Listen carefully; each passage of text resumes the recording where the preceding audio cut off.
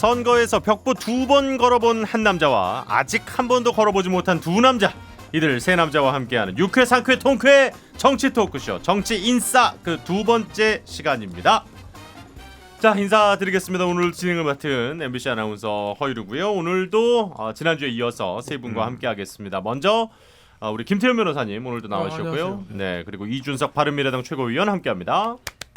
예. 그리고 현근택 민주당 법률위 부위원장 또 변호사 함께하겠습니다. 안녕하세요. 네, 반갑습니다. 네.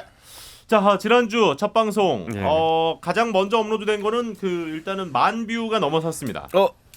만 뷰 넘었고요. 내용이 뭐였죠, 그게? 첫 번째가 뭐였더라? 그러니까 네, 10,000뷰가 넘었다는 거에 제가 너무 좋아가지고. 데이트 폭력. 데이트 폭력. 데이트 폭력. 또 그렇죠. 이준석 의원이 들고 왔던. 네. 예. 아니죠. 현근택 변호사께서 들고 오신 주제였죠. 왜 자꾸 나가려고 하냐? 러브콜을 하냐, 유승민 의원에게 왜 자꾸 러브콜을 하냐였는데 그게 이제 10,000뷰를 넘어섰고요. 댓글들을 제가 쭉 봤습니다. 네. 상당히 많은 칭찬과 함께 못지않은 욕이 역시 올라와 있었고요. 저희가 어제 밭을 일군 역할을 많이 하면서 저희가. 그렇죠. 예. 그래가지고 여기 옆에 보면 이제 교통방송이라는 곳이 있는데. 있죠. 제가 거기는 거의 농사를 지을 수 없는 땅인데 보수가 제가 요즘 씨를 뿌리고 요즘 나가요? 아침 일요일 아침에 나가는데 일요일 아침. 어느 정도의 밭이 평일 아침 나가지. 일요일 아침. 그러니까 어느 정도의 밭이었냐면요. 안 불러주지 평일 아침에. 방송이 시작하기 전에 이런 댓글이 올라와요. 거기는 이준석 헛소리하지 마라. 방송 시작하기 전에 아직 입을 떼기도 전에 로고송도 안 나갔는데 방금 한 말 틀렸습니다. 이런 거 올라와요. 그래서 이게 뭐 보신가 싶을 정도로 이게 했거든요, 제가. 그리고 일단은 또 궁금해하시는 게 몇 개 있었어요. 왜 패널 구성이 2대1이냐 네. 뭐 이렇게 물어보시는 분들도 있었고 네. 도대체 방송은 언제 하냐, 뭐 이렇게 불친절하냐, 뭐 이런 분들도 있었는데 일단 요거는 방송용이 아닙니다. 일단은 유튜브를 통해서만 저희가 공개를 하는 거고요. 정규 편성 언제 돼요? 정규 편성은 이따가 10만 뷰 넘으면 안피디가 우리가 좀 더 잘 돼야 돼요. 이 정도 가지고 정규 편성을 가을 개편 때안 돼요? 몇표 한 10만 일단은 뷰 10만은 나와야. 10만 나와요? 10만은 나와요. 아니 근데 지금 정규 방송에 10만 나오는 게 하나도 없는데 우리만 10만 나오라고 그러니까 하면 출발을 여기서 하기 차별 아니에요, 때문에 차별? 요 정도 돼서 이제 넘어가야죠. 그리고 원래 아니 그 2대1이라는 얘기는요. 네. 369 할 때부터 나온 얘기예요. 그렇죠. 그러니까 요거 369 할 때부터 나온 처음 보신 분들이 아니 계시니까. 원내 교섭단체 순서를 하는 거니까 그런 거죠. 원래 토론할 때 보면 업자들이 사당을 제일 좋아하는 게 듣고 2대1 국면을 오히려 좋아해요. 예. 1위 국면이 되면은 말하기 좋거든요. 자, 그래서 일단 말씀을 드리자면 예전에 이제 시선집중에서 이 369라는 코너를 함께 진행하셨던 세 분을 그대로 저희가 이대로 놓치기 싫다 이렇게 납치를 해온 거니까 그렇게 좀 이해를 해주시면 될 것 같습니다. 어떻게 주변 반응들 어떻게 홍보 많이 하고 계신가요? 김태현 아니요. 변호사님. 저는 원래 홍보 이런 걸 안 해요. 알아도 보겠죠, 뭐 자기들이. 그래도 좀 진짜 싸가지 없지 않습니까? 같이 좀 하는데 노력해 주셔야죠. 뭐 잘 될 거예요. 예. 그냥 원래 이게 좋은 꽃은 향기가 난다 뭐 이런 거 있잖아요. 그냥 이준석 최고위원. 두면 다 잘 돼요. 저는 이번 주에 사실 제가 그 8.15 광복절 다이빙을 제주도 갔다 와가지고 신경을 못 썼습니다. 근데 이번에는 또 휴가를 또 그 사이에 적극 홍보를 해먹고 망설여- 저는 전화를. 홍보를 많이 했습니다. 아하. 우리 뭐 가족, 우리 회사 사무실 직원들 내 있는 뭐 팬카페 이런 데다 다 올렸어요. 매일매일 봤어 내가 하루 몇 개씩 올라가는. 야, 아니 당원모지 끝났잖아요. 마음대로라도 안 될 거면 열심히 안 되면 이거 폐지될까 봐. 아니 근데 제가 이러면 올렸더니만 바로 거기에 댓글 달린 게 뭐였냐면은 혹시 제주도 출신 현근택 변호사 아니냐고 이렇게 올렸거든요. 그건 그거 전 국민이 아는 건데 왜 굳이 올리지 그 사람이? 그래서 아니 제주도에 무슨 뭐 씨를 뿌리고 계신 게 아닌가 해가지고 지금. 그건 아니에요. 고양이 하는 거지. 과연 어디서 꽃피울지 모를 이 세 분의 씨앗들 한번 이제 관심 있게 쭉 지켜보도록 하고요. 자, 일단은 지난주에 우리가 그 방송 마무리에 짧은 내기를 하나 있습니다. 8.15 경축식에서 경축사에 문 대통령이 어떤 단어를 가장 많이 언급할 것인가. 그래서 일단은 우리 그 김태현 변호사께서는 평화경제 얘기를 잠깐 하셨고. 이거 의사진행 발언. 그러니까 제가 평화경제 얘기는 안 했으면 좋겠는데 평화를 제일 많이 얘기할 것 같아 이렇게 얘기했어요. 그러니까 평화를 따로 떼서 하면은 6번 더 되지 않을까? 그지?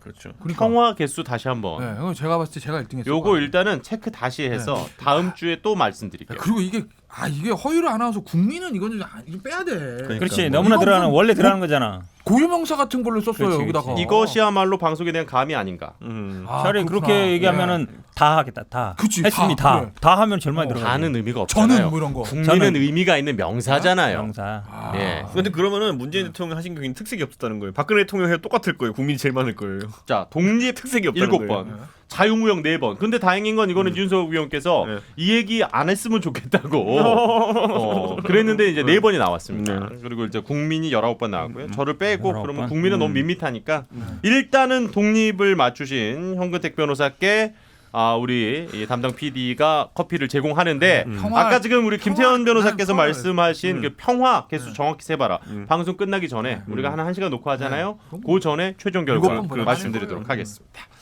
자, 정말 이번 주는 지난 한 주 방송 월요일 저희가 녹화인데요. 월요일 이후에 엄청나게 많은 일들이 있었던 한 주였습니다. 그래서 오늘은 주제를 저희가 2가지만 이야기를 해도 시간이 넘칠 것 같다. 왜냐면 한 주제가 1시간이 넘어갈까 너무 걱정되는 주제가 하나 있어서 그 주제를 얘기를 하고, 그리고 오늘은 저희가 그래서 지난주에 시간이 다들 너무 하고 싶으신 얘기들이 많아서 지나치게 길어질 경우에는 비상벨을 울리도록 하겠습니다. 예. 그러면은 이제 지금 울렸어요. 지금 땡땡땡 소리가 나거든요. 요 소리 나면은 이제 정리를 좀 해주시면 되고요. 자, 첫 번째 발제 두 분이 함께 하셨습니다. 김태현 변호사와 이준석 최고위원 두 분이 사회주의 혁명을 꿈꾸었던 청년, 자본주의의 총아가 되다. 제가 뽑았습니다. 탑. 기가 막히지 않습니까? 예. 여기 이제 이렇게 헤드를 잘 뽑을 수 있을까? 그러니까 신문 이제 머릿 기사 같은 느낌으로 이렇게 좀 뽑아 주셨어요. 근데 오늘 오다가 인터넷 언론사 제목 같은데. 어디서 본 것 같은데 이거. 오늘 오다가 어디서 본 것 같아. 오늘 오다가 또 생각났어 이거 말고. 예. 공부 못하는 부잣집 딸 장학금 6번 받다. 그거는 스포츠 신문. 그죠? 이런 게 자꾸 생각이 나요. 자, 어쨌든 조국 법무부 장관 후보자를 뭐 당연히 뜻하시는 건데요. 이준석 최고위원도 어쨌든 지금 조국 법무부 장관 후보자와 관련된 주제를 들고 오셔서 선택과 집중입니다. 이게. 그렇습니다. 자, 일단은 인사청문회가 지금 이렇게도 있는데 1대1이 아니 2대1이지. 아니 주제 선정에서 1대1. 지금 일단은 그 인사청문회 일정이 8월 30일까지 법정 기한에 대한 이제 해석도 좀 다르긴 합니다. 어쨌든 그 상임위에 넘어간 기준으로 따졌을 때는 8월 30일이고 아닐 경우는 이제 9월 2일 뭐 이 정도가 될 텐데 그 기한 내에 열릴 거라고 보세요? 열려야죠. 그런데 뭐 제가 봤을 때는 8월 30일도 깁니다. 지금 상황 길다. 예. 그러니까 지금 정부 입장에서는 이게 좀 내일쯤 어떻게 빨리 하고 좀 끝났으면 좋겠다 이런 생각일 텐데, 사실 지금 이 조국 후보자에 대한 의혹이 계속 나오는 이유는요, 오늘 내일 나오는 의혹들이 아니라서 그래요. 뭐냐면 이제 한 2달 전부터 이제 조국 후보자가 사실상 지명될 거라는 얘기가 있었기 때문에 이미 모 방송사 같은 경우에는 자료 영상만 해도 엄청나게 들고 있다는 얘기가 있어요. 그러니까 그런 정도로 사전 취재가 가능한 영역이었기 때문에 오늘 모 방송사 같은 경우에는 앞에 단독자 붙인 걸 5번 연달아내더라고요. 어디였나요? 채널A가 전용 뉴스에서 채널A 5번 연달아내더라고요. 그런데 생각보다 자료 화면 같은 거 다 준비해놨더라고요. 그러니까 이게 뭐냐면은 앞으로 이 열흘 정도 남짓한 기간 동안에 상당한 수준의 자료들이 나올 것이다 이렇게 판단합니다. 김태훈 변호사께서는 어떻게 보세요? 뭐 열릴 수 있을까요? 근데 사실 열려야죠. 그 의견은 있습니다. 그러니까 이게 최대한 늦어질수록 야권에서는 어쨌든 공격을 할 수 있는 시간이 좀 충분히 생기는 거기 때문에 굳이 서두를 이유가 없다. 그렇죠. 뭐 이런 의견들도 그건 사실 맞아요. 있거든요. 그러니까 왜냐하면 이미 언론의 검증이 이미 시작되지 않았습니까? 그렇죠. 그러니까 그걸 길게 가져가면 가져갈수록 거의 이 선수를 거의 녹다운 시켜가지고 무대에 올리는 거죠. 그러면 청문회 날 당일날 유리하기가 너무 쉬워지는 거죠. 그리고 그렇기 때문에 야당에서는 좀 길게 가져가고 싶은 거고 이 국면을 길게 끌고 가는 게 나쁠 건 없거든요. 여당 입장에서는 더 뭔가 나오기 전에 빨리 청문회 당장 내일이라도 해서 하루 그냥 지나고 그리고 이제 끝나버리면 되는 거니까 여당은 이제 빨리 하고 싶어하는 것 같은데 근데 일단 법정 기한이 8월 30일이라고요? 그러면은 뭐 지금 야당에서는 9월 초 얘기도 하는 것 같은데 만약 법정 기한이 8월 30일이라 그건 제가 모르겠어요. 근데 그렇게 말씀하시니까 법정 기한이 8월 30일이라고 하면 그건 지켜주는 게 맞죠. 아무리 길게 한다 하더라도. 법정 기한인 건 해석 자체가 다른 거기 때문에. 그렇죠. 지금 뭐 그게 왜 그러냐면 이제 그런 뭐 두 가지가 있는데 이제 국회에 보내면 20일 내에 하게 돼 있고 그다음에 상임위에 올라오면 15일 내에 하게 돼 있어요. 근데 이제 14일 날 국회로 넘어왔고 16일 날 상임위 올라왔으니까 상임위 기준으로 하면 8월 말까지 해야 되는 것 같고 그다음에 이제 국회로 넘어온 걸로 기준으로 따지면 이제 9월 2일이나 3일까지인데 지금 제가 보기에 근데 인사청문회가 거의 저는 뭐 국회에서 하는 게 아니라 언론이 하고 있다고 봐요. 기본적으로 언론이 하고 있는데 네. 그래서 대체로 국회의원들이 뭐 그 브리핑을 하거나 뭐 고발하거나 이게 다시 언론에 나온 내용을 그냥 재탕 삼탕하는 수준이거든요. 그렇죠.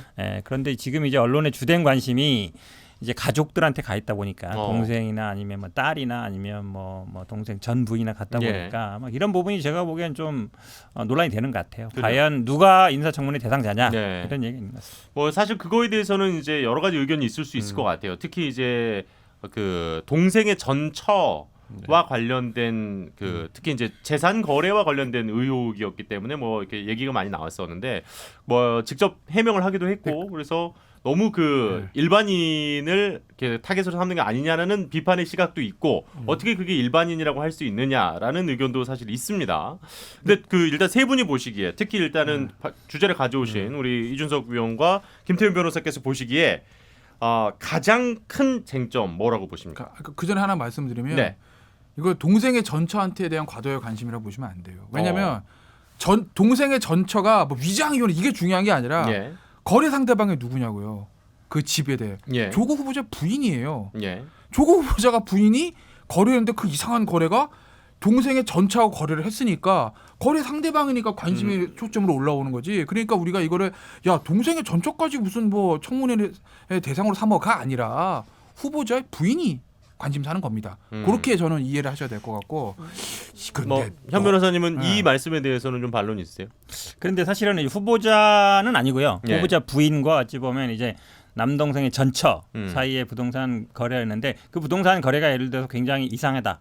예외적이다. 문제가 있다라면 할 수 있는데 이상하죠. 오늘 아마 제가 보기에는 이따 뭐 얘기하겠지만 오늘 해명한 거 보니까는 좀 납득이 가는 부분이 있어요. 그러면 제가 보기에 그 부분에 더 이상 예를 들어서 뭐 이혼을 했는데 애들하고 같이 살았냐 안 사느냐 이런 부분까지 제가 보기에 파헤친다는 거는 그 애 문제도 그렇고 오늘 아마 이 용어가 어떻게 하는지 굉장히 어려운데 이제 동생의 전처 이렇게 네. 통일합시다. 그래야 이해가 쉬우니까 해명글을 보면 본인은 이혼했다는 거를 회사에도 알리지 않고 주변에도 얘기를 안 했다는 거 아니에요. 그리고 예. 계속 어찌 보면 대외적으로는 그냥 그 아들한테도 그냥 아버지가 어려워서 지금 잠깐 가 있다 이런 식으로 해서 자식한테도 얘기 안 했다는 거 보면 저는 충분히 납득이 간다고 봐요. 근데 저는 거기서 지적하고 싶은 게 위장 이혼인지 아닌지와 별개로 그 이혼을 통해 가지고 얻고자 했던 이득이 있을 거 아닙니까? 그러면 그에 상응하는 손해를 본 사람이 있을 거 아닙니까? 그 사람들 입장에서 들으면은 그거는 통탄할 일이죠. 그리고 저는 아까 이제 왜 동생의 전처까지 문제가 불거지느냐라고 하는데 사실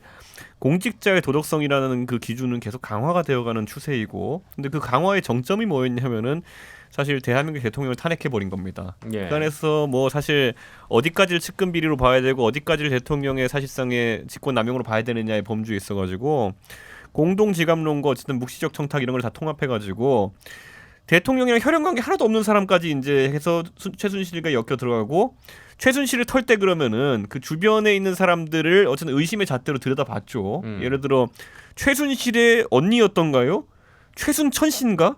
그분의 남편이 뭐 아동복 사업을 한다는 것까지 대한민국의 전 국민이 알게 됐어요. 예. 뭐 이제 뭐 그런 것들 그래서 거기 불매 운동도 막 하자고 나오고 몇 난리 났거든요. 그러니까 저는 그 어쨌든 아주 엄정하고도 세밀한 어쨌든 검증, 언론 검증의 잣대를 먼저 들이댄 것은 이제 지금의 민주당이 주도한 측면이 있기 때문에 아까 말했듯이 실제 청문회 국면에 가게 되면은 이런 부분에 좀 잦아질지 모르겠지만은 예. 언론은 기준을 삼기를 사실 그 당시에 뭐 대통령이라는 최고 권력자에 대한 어떤 심층적인 어떤 그런 탐문을 하던 것처럼 조국 후보자에 대해서도 그 정도 할 수 있다고 판단하고 있는 것 같습니다. 저는. 네. 그래요. 자 일단은 또 한국당 입장에서는 지금 이제 인사청문회 전담팀까지 꾸리면서 사실 그러니까 그 인사청문회를 한다고 전담팀을 꾸렸다는 얘기는 저도 뭐 거의 못 들어본 것 같아요. 그러니까 그만큼 지금 이번에 지난주에 우리가 얘기를 나눴던 조금 어려웠던 국면을 바꿀 수 있는 반전의 계기라고 생각할 수도 있을 것 같은데요. 뭐 그렇게 생각할 수도 있는데 예. 그거보다 상대인 조국 후보자가 너무 커버렸어요. 급이 너무 커요. 그러니까 지난주에도 그 얘기 말씀드렸잖아요. 대선의 전초전일 수도 있다고. 아하. 조국 후보자가 법무부 장관으로 무난히 안착을 하고 예. 나름의 어쩌는 본인이 하고 싶었던 검찰 개혁 뭐이라고 말은 하던데 그걸 잘 해내면 순식간에 저는 대선 후보로 떠오른다고 봅니다. 예. 저는 저 조국 후보가 죽창가나 뭐 그런 일본에 대한 강력한 발언들 내는 거 보고 아 이거 대선 나가겠구나. 아마 저 친문 핵심들은 이미 후계자로 대통령 후계자로 조국 수석을 낙점하는 분위기로 저는 그렇게 봤어요. 예. 그러니까 아직도 저는 조국 후보자가 가장 유력한 대선 후보라고 봅니다. 그래요. 그걸 저만 알까요? 저 자유한국당 의원도 다 알아요. 예. 그러니까 이번에 판이 커진 거죠. 여기서 꺾어 놓고 싶은 거예요. 야당 입장에서 아하. 보면. 그러니까 이게 대통령에게도 딜레마인 거예요. 만약에 저는 사실 지금 어떤 의미에서 이 전국에서 가장 머리 아픈 사람은 대통령일 거라고 보거든요. 이 지금 나오는 의혹들 대통령 저는 몰랐을 것 같아요. 왜냐하면 이게 민정수석이 검증해가지고 다른 후보들 가져오는 건데 이게 그렇죠. 어떻게 보면 셀프 검증이잖아요. 뭐 김종훈 수석이 있다고 하지만 거의 조국 수석 당시에 있어 셀프 검증인데 그걸 뭐 대통령님 저는 이건 이거고요. 이건 이거고요. 우리 딸은요. 장학금 이렇게 받았고요. 이렇게 얘기했겠습니까? 아마 당연히 별 문제 없으리라는 했을 가능성이 크다. 예. 그럼 대통령은 이거를 아마 언론 보도를 통해서 알고 있을 거예요. 그럼 굉장히 곤혹스럽죠. 우리 정부는 촛불 정부고 도덕성을 생명으로 했는데 이거 어떻게 해야 되지? 왜냐하면 그동안 조국 후보가 교수하면서 했던 그 수많은 말과 글 세상 모든 선과 도덕성을 다 지니고 있는 것 같은 그 발언들. 근데 그것과 배치되는 행동들이 지금 나오고 있는 건 아니겠어요. 아직은 의혹 단계지만.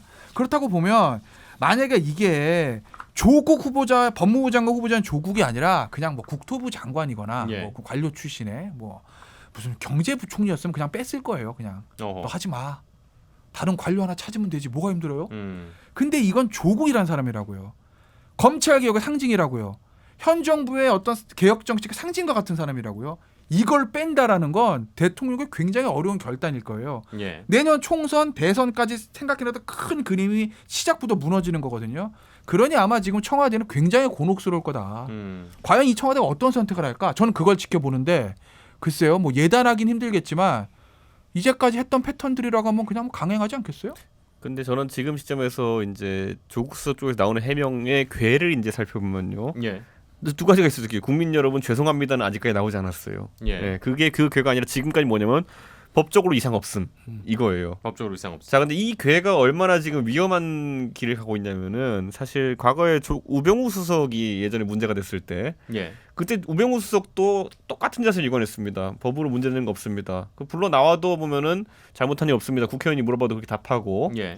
법으로 뭐가 문제인지 답해 주십시오 이렇게 얘기하는 그런 취지인데 그랬는데 나중에 그러다 보니까 국민들은 어쨌든 부글부글 끓으니까 예. 그 압력이 언론에게 가니까 언론은 어떤까지 취재했냐면은 뭐 우병우 수석의 차를 주차된 걸 봤더니만은 법인 차량이고 그래가지고 이 사람이 물러나야 된다. 뭐 이게 사실 제기된 의혹이 좀 약간 궤가 다른 것들이었거든요. 예. 근데 지금 조국 수석도 그 궤로 가기 시작한 이상 앞으로 아까 표현했던 어떤 신상 털기식 검증이라는 것이 나올 수밖에 없다. 근데 단적으로 오늘 나왔던 거 하나 제가 기억나던 게 뭐냐면은 서울대 교수로 복직한 한 달 동안 월급 받아가지고 왜 월급 받았냐?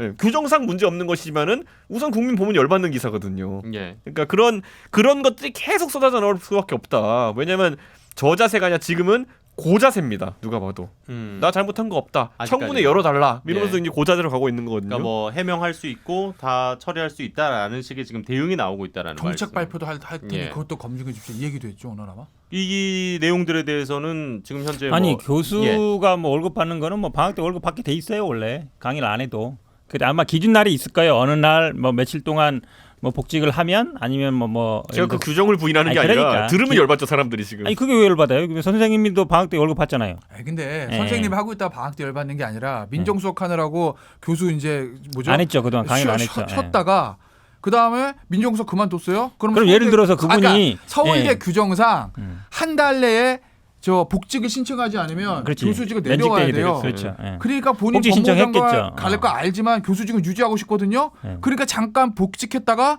이번에 다시 법무장관 되면 휴직할 거예요. 그죠? 서울대 교수 잘리기 싫으니까. 예. 그러니까 그 와중에 월급까지 받았다고 하면 그게 아니 본인 달라고 했겠어요? 아니, 왜 훔쳐서 나왔겠죠. 아니 저는 근데 그냥. 이게 네. 지금 아주 큰 괴인 게 네. 자 자기가 어쨌든 대한민국의 법무부 장관이라는 어쨌든 아주 중책을 만든 데 있어가지고 그런 데서 서울대 교수는 버리고 싶지 않은 거 아니에요. 저는 이렇게 이야기할게요. 조국 수석이 만약에 법무부 장관을 하면서 서울대 교수 자리를 내려놓잖아요. 만약 법무부 장관직을 성실하게 수행하고 나잖아요. 이분 석좌 교수든지 아니면 어디든지 아무데나 가요. 총장으로도 갈 수 있어요. 그러니까 이 교수직에 집착하고 있는 거거든요. 자, 이렇게 볼게요. 지금 이 펀드 문제도 한번 보시면요. 2017년 5월에 본인이 대한민국의 민정수석이 됩니다. 자, 그러면 공직자가 되니까 8억 5천 원 주식을 팔았어요. 나름 이 상장 주식인데 그것도 이제 이해관계가 있을 수 있으니까 팔았어요. 예. 자, 그러면은 저 같으면요. 내 재산이 거의 뭐 등록 재산이 뭐 한 50억이 넘어. 그러면은 야, 민정수석 하는 동안에는 나 솔직히 일에 집중해야 되니까 그냥 은행에 넣든지 저축은행 뭐 조금 원하면 저축은행에 넣든지 하겠다. 왜냐면 사실 주식을 사놓든지 펀드를 하든지 뭘 하든지 계속 들여다보게 되거든요. 솔직히 사람은. 예. 점심시간 때마다 열어보게 되거든요. 그러니까 나는 그냥 넣어놓겠다. 이랬으면 깔끔한 건데 그 안에서 무슨 뭐 오촌 조카가 뭐 소개했다고 하는 실질적으로 오촌 조카가 총괄 대표로 있는 펀드사에다 돈을 70억 약정하고 이런 생각을 했다는 것 자체가 저는 공사 구분이 약간 빈약한 거라 이건 봅니다. 이거는. 근데 아니, 오늘 그러니까 그 민정수석하는 1-2년간의 짧은 기간에도 금전에 대한 소득을 포기할 수 없었던 거예요. 그 서울대 교수직 포기할 수 없는 것처럼. 그거랑 연결하는 건 좀 들어야 그렇고요. 될것 그러니까 같아요. 교수 문제는 사실은 이제 논란이 많은 부분이에요. 그러니까 네. 교수가 정치를 하는 게 있어요. 근데 사실은 뭐 조국 교수 말고도 장관하는 교수들 되게 많죠. 많죠. 근데 대부분 보면은 뭐 사직하고 오는 분들은 거의 없습니다. 네. 근데 이제 문제가 됐던 건 이제 출마했을 때 정치인으로 이제 선출직으로 갔을 때가 논란이 됐던 것이고 지금 펀드 문제도 이제 이준석 최고님 말씀처럼 사실은 이제 그 민정수석으로 가게 되면 주식을 팔아야 돼요. 그 예. 규정 때문에 어쨌든 팔게 된 거거든요. 예. 그다음에 판 다음에 그거를 이제 어디 투자하느냐 이제 그거는 이제 본인의 선택의 문제라고 보는데 근데 이게 지금 만약에 뭐 70억이나 투자하기로 했는데 왜 10억만 했냐 예를 들어서 반대로 만약에 실제로 뭐 그 한 70억을 투자했다. 그럼 더 문제가 되겠죠. 근데 어쨌든 본인이 주식 있던 금액에다가 애들 금액 조금 더해서 투자한 것 같은데 예. 이게 저는 중요한 거는 이게 과연 얼마나의 수익을 낳느냐, 얼마나 어떤 성과를 내느냐는 그게 더 중요하다고 그건 봐요. 결과론인 거죠. 아니죠. 왜냐하면 그게 당시의 실제로 의도는 근데 아니, 많은 일단은 분들이 예. 그 얘기는 있어요. 그러니까 지금 말씀하시는 그러니까 결과와 지금 의도를 말씀하셔서 그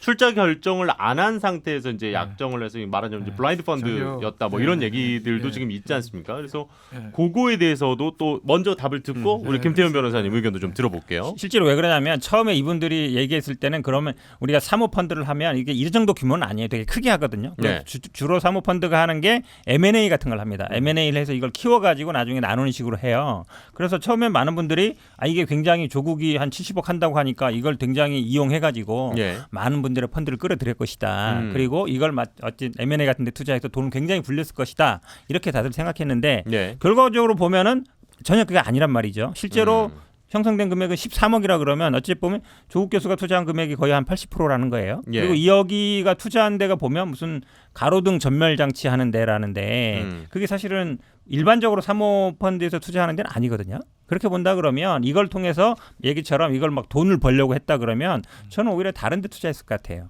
아마 지금 얘기처럼 뭐 오촌 조카라는 그 조 모 씨가 뭘 운영한다 그러니까 아마 소개받아서 투자한 것 같은데 실제로 결과적으로 보면 그 사모펀드를 구성한 규모라든지 아니면 그 사모펀드가 투자한 데라든지 아니면 그 이후의 수익이라든지 보았을 때 이게 뭐 아주 뭐 비난받을 만한 일은 아니라고 봐요. 김태현 변호사님. 조국 후보자가 자주 하는 말이 있어요. 제 귀에 굉장히 거슬리는 말이에요. 예. 모든 정치인들이 해서는 안 될 말. 이 두 분도 뺏지려면 하면 안 되는 말. 법적으로 합법입니다. 법적으로 합법. 그거 법꾸라지 논란이지. 그거 정치인이 할 말 아닙니다. 그건 교수직 문제도 법률과 학칙에 따라서 문제가 없다. 문제 없죠. 이번 것도 뭐 법률상 문제가 없대. 법률에 위배되면요 서초동 가야 돼요. 예. 여의도 청문회 관에 서초동 포토라인 서야 됩니다. 예. 합법적인 건 당연한 거예요. 그건 더구나 촉불 정부를 자임하는 정부 너무나 당연한 겁니다. 정치인이 되기 위해서 고위공직자가 되기 위해서 배지를 달기 위해서는 합법은 기본으로 하고 그 위에다가 정치적 정당성과 도덕성을 갖춰야 되는 거. 그게 우리 국민의 눈높이 아니겠습니까?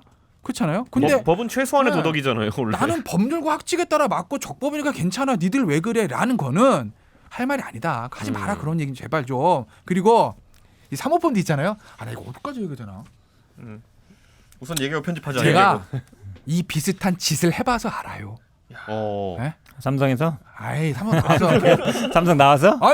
왜 그러면 그런 일 안 합니다. 어쨌든 제가 2010년 때 예. 이 비슷한 짓이라고 합니다. 저는 예. 짓을 해봐서 알아요. 여기까지 말씀드릴게요. 그거 잘 됐으면 저는 지금 이러고 있든지 굳이 방송 안 하시고. 아니면 변호사도 안 했지 뭐. 그렇지. 아니죠. 잘못하면 쇠고랑 찼지. 잘못하면 예를 들면 누구랑 뭘 가지고 했는지는 제가 나중에 말씀드릴게요. 하여튼 요 비슷한 걸 해봐서 알아요. 근데 네. 사모펀드를 할 때 LP와 GP가 있어요. LP는 쩐주, 예. 돈 되는 사람. 그 누구죠? 조국 20%의 조국 수석의 가족이에요. 예. GP는 뭐냐? 운용하는 사람이에요. 예. 그 돈을 굴리는 사람. LP들이 내 피 같은 돈을 맡기는 거예요. 예. 재산 50억인데 70억 약정해서 실제로 10억 들어갔어? 너 재산의 5분의 1 나한테 맡길 수 있어?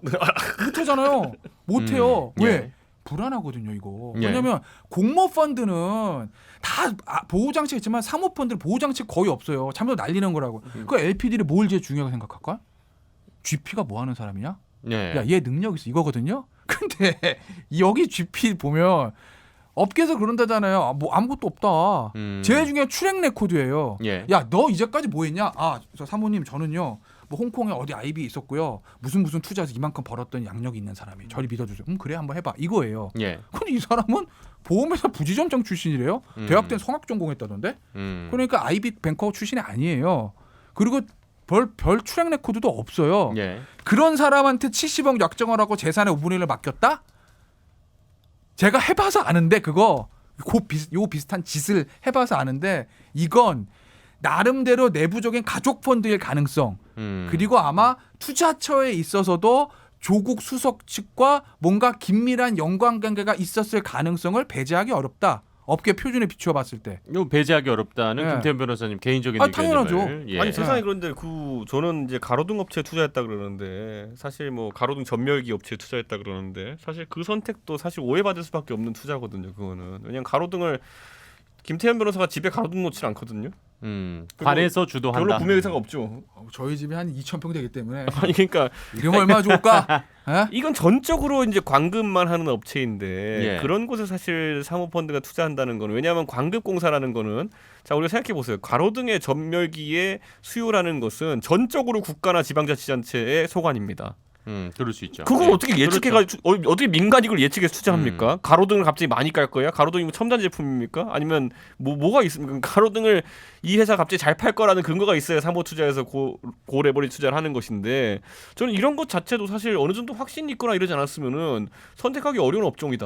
저는 이런 판단합니다. 예를 들어 이런 거 있어요. 사모펀드에서 그런 데 투자하는 데 별로 없어요. 건설회사나 이런 데. 아니 근데 제가 이렇게 생각해요. 예를 들어 우리가 상식선에서 봤을 때 뭐 예. 문재인 정부가 탈원전을 하겠다 그러니까 뭐 태양광을 많이 하겠거니 그래서 그냥 우리가 그냥 개미 수준의 지식으로 그럼 태양광을 하는 업체를 어떻게 해보자 이런 정도의 정책적 예측을 할 수 있지만은 예. 가로등은 제가 봤을 때는 문재인 정부의 어떤 정책에도 가로등과 연관된 건 제가 들어본 바가 없습니다. 그러니까 이런 정보는 어디서 듣는 건지 되게 궁금하거든요. 사실 왜냐하면 이게 비상장 주식이기 때문에 이런 거는 잘못 들어가면은 진짜 회수도 못합니다 돈을. 그럴 수 있죠. 다른 사람에서 지분 사주질 않거든요 이런 네. 거는. 이거 무슨 수로 이걸 투자합니까 사모펀드가? 그러니까 일단은 크게 봤을 때 지금 얘기가 많이 나오고 있는 게 몇 가지가 있습니다. 일단은 사모펀드 지금 우리 얘기 나누고 있는 그 이슈가 하나 있었고 그 다음에 방금 말씀하셨던 후보자의 따님, 그러니까 딸과 관련한 장학금 논란이 지금 있고 그리고 또 하나가 그 동생 가족과 관련된 부동산 매매와 관련된 지금 얘기가 지금 나오고 있고 그리고 끝으로 이제 지난주에 한참 뜨거웠다가 이제 이 이슈에 좀 묻히긴 했는데 어쨌든 산호맹. 산호맹은 예. 산호맹은 뭐 산호맹은 예, 그건 이제 끝난 이슈가 된 것 같고요. 그건 뭐. 예, 일단은 크게는 요거 세 학원, 개가 지금 학원 제일 있죠, 학원. 학원이 있네요. 네. 예. 학원 그 4개죠. 예, 그거 네 개가 지금 계속 그 불과 지금 며칠 사이에 아주 휘몰아치고 있는 이제 이슈인데. 사모펀드 얘기를 하면요, 우리 뭐 사모펀드 해봤다니까 알겠는데 네. 사모펀드가 보통 몇백억 넘어요. 대부분 보면 예. 이렇게 뭐 몇십억, 십몇억 이렇게 하는 사모펀드 거의 없어요. 예, 왜냐하면 실제로 사모펀드라는 그렇죠. 아니. 그러니까 그 패밀리 사실은 저는 아마 약간 좀 급하게 그 주식을 팔고 하다 보니까 맡긴 것 같긴 한데 예. 그리고 지금도 얘기하지만 사모펀드가 대부분 고수익을 목표로 해요. 고수익. 그렇죠. 그러니까 네.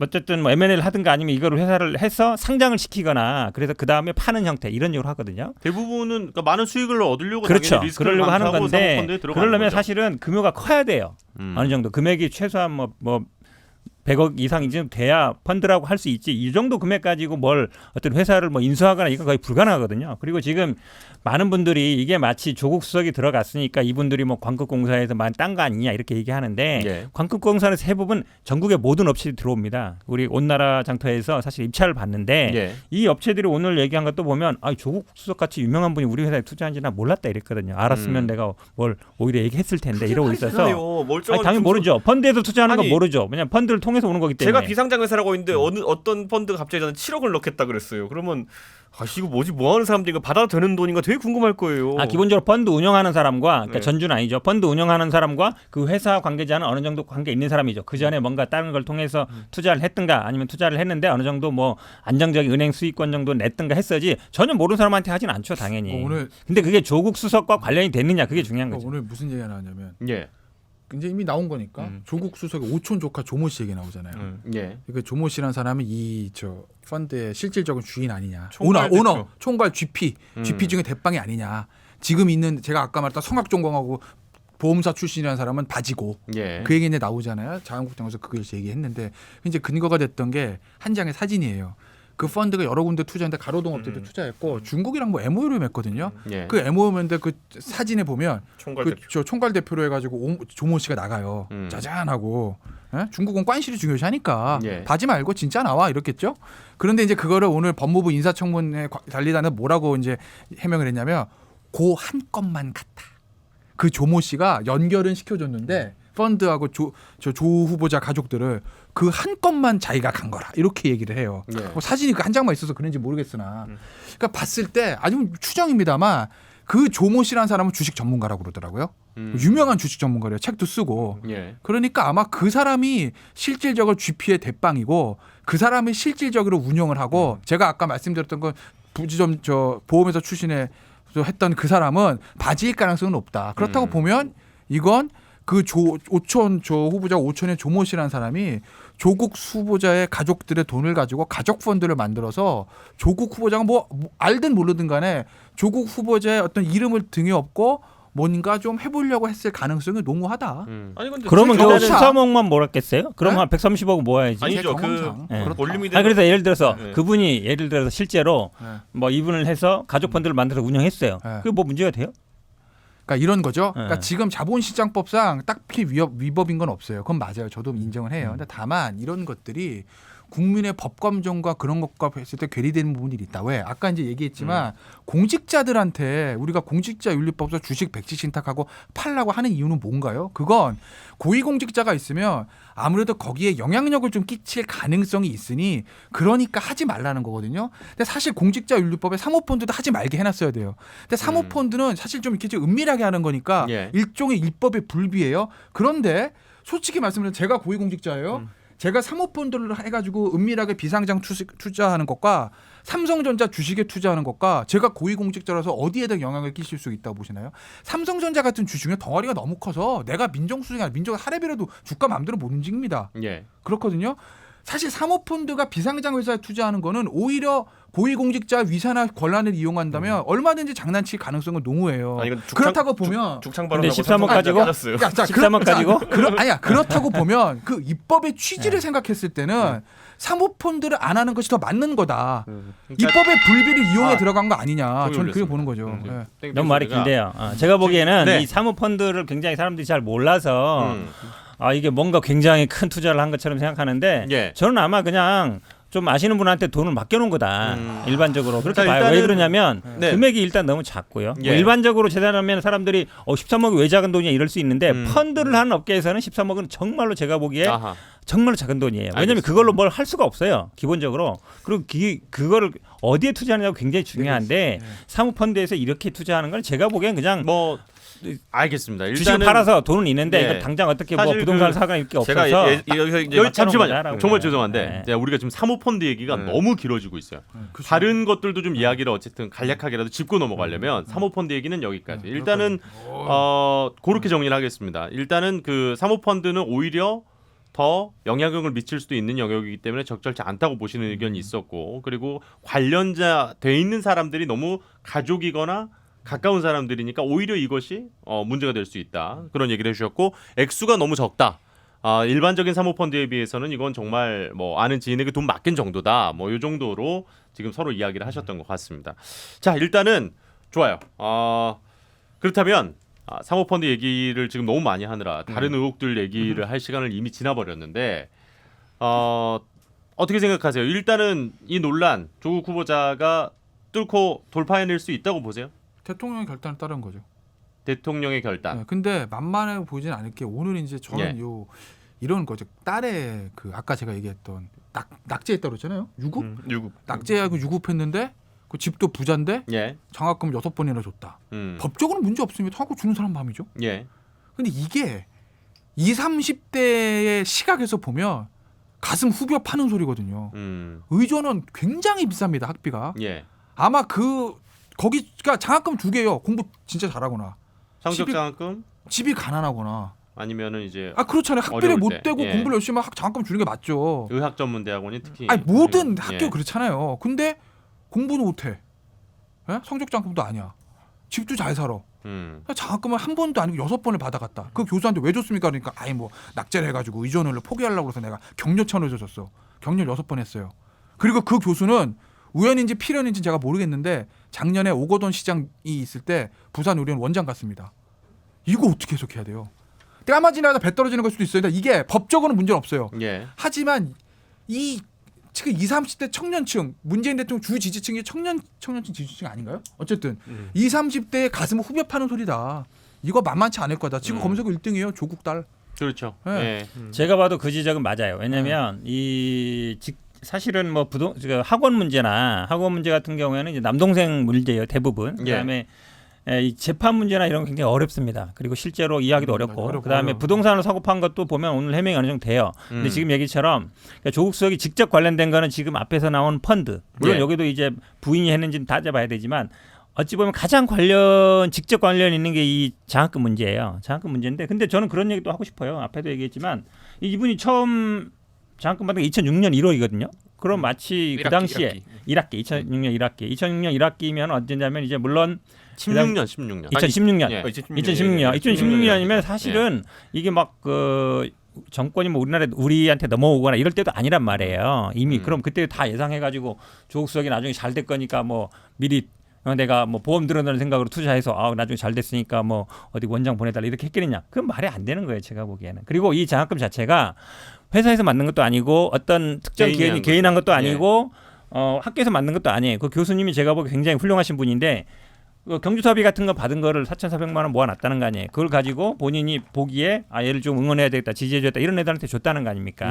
그러니까 이거는 제가 보기에 장학금이라 말이 장학금이지 그냥 교수님이 본인 그냥 사비로 그냥 도와준 거예요. 근데 그 부분을 왜 한 사람만 계속 도와주느냐? 그건 내가 보기에 아마 그분이 해명했으면 좋겠지만 지금 얘기처럼 이분이 만약에 대가를 바라고 했으면 그럼 뭐 정권이 바뀌고 조국 수석이 민정수석 간 다음에 했겠죠. 그 전에부터 했겠어요? 저는 그게 좀 납득이 안 가요. 대가를 바라고 한 것은 아니냐 결과적으로 대가가 됐을 가능성을 배제할 수 없다. 그거는 너무 앞에 나가는 거죠.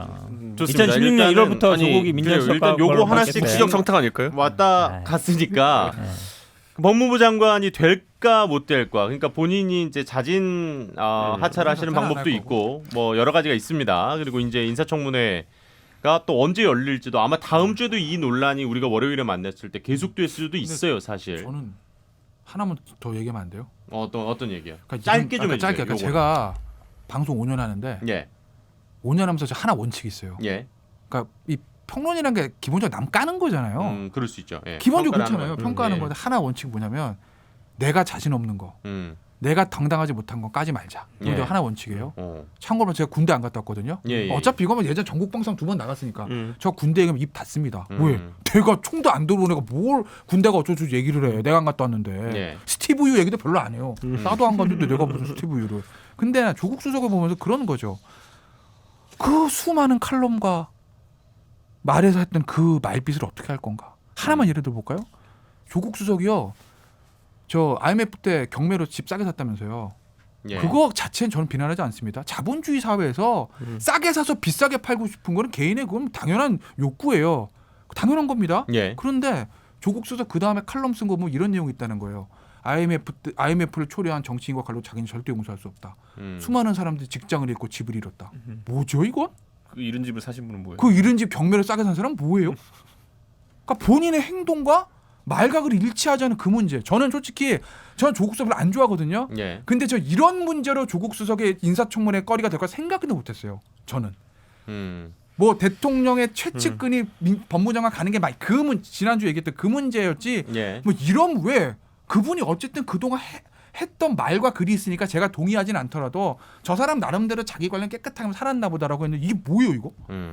어떤 의미에서 하시는 말씀인지 알겠습니다. 뭐예요? 예. 그러니까 말빚이라는 부분이 네. 지금 포인트신 것 난 같고. 이걸 그리고 위장전입 예. 본인도 했잖아요. 그 경매를 산 아파트에 예. 위장전입을 뭐 교육 목적으로 위장전입을 했다고 봐달라고 하는 건 서민들의 마음을 후벼 파는 소리다.